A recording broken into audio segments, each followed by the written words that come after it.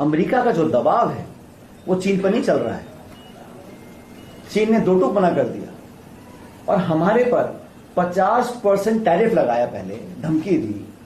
आप लोगों की जानकारी के लिए बता दूं, अमेरिका को पहले हम 3 से 5% टैरिफ देते थे, 50 की धमकी दी, 25 कर दिया और इस डील में 18% कर दिया। जहां हम पहले 3 या 5 देते थे, अब 18% दे रहे हैं और हमने $500 बिलियन का माल खरीदने का उनको आश्वासन दिया है 5 साल के अंदर। किस दाम पर लेंगे, क्या लेंगे, इसकी कोई चर्चा नहीं है और डिटेल्स जो है वो अभी तक बाहर नहीं आई। आप पूछिए वाणिज्य मंत्री से, क्या इंडिया रूस से तेल खरीदेगा, वो बोलते हैं आप पूछिए विदेश मंत्री से। विदेश मंत्री को पूछो, वो पूछते हैं पूछिए वाणिज्य मंत्री से। किसी को मालूम नहीं है और मैं इसलिए बोल रहा हूं, इशू ये नहीं है कि अमेरिका ने कहा कि आप तेल वेनेजुएला से लीजिए।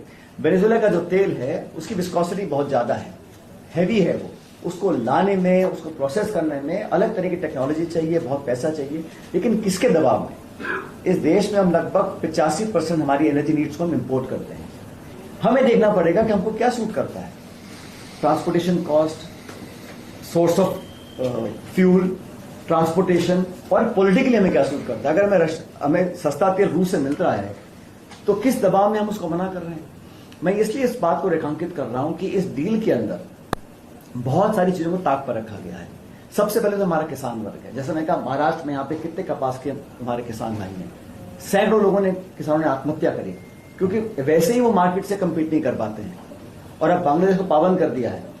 हमारा कपास बांग्लादेश खरीदता था, अब उनको बोल दिया है कि आप सारा ट्रेड अमेरिका से करेंगे। तो दबाव बनाकर चारों तरफ से हमारे को घेरा जा रहा है और दुर्भाग्यवश ये सरकार इस डील को भी अपनी कामयाबी समझ रही है। जहां 3% देते थे 18% दे रहे हैं। तेल खरीदने के लिए, गैस खरीदने के लिए पाबंद कर दिया गया, आप यहां से लेंगे, यहां से नहीं लेंगे। ये पहली बार हुआ है। और देखिए, भारत की जो एनर्जी सिक्योरिटी है या फॉरेन पॉलिसी है वो एग्नोस्टिक है कि देश में शासन किसका है। अलग अलग विचारधारा के लोग यहां पे सरकार बना के रहे हैं, लेकिन किसी भी सरकार ने कभी भी इतना बेदर्दी से किसानों के हित को अनदेखा नहीं किया है।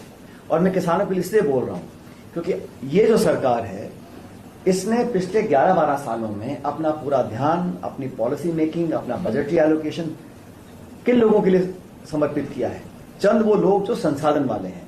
बाकी भाषण, विज्ञापन और घोषणाएं हमने की हैं मिडिल क्लास के लिए, किसानों के लिए। लेकिन जो शाही है इनकी सरकार की, जो कदम चलती है, वो सिर्फ और सिर्फ उन लोगों के लिए चल रही है जो बहुत ही अधिक प्रभावशाली, शक्तिशाली है।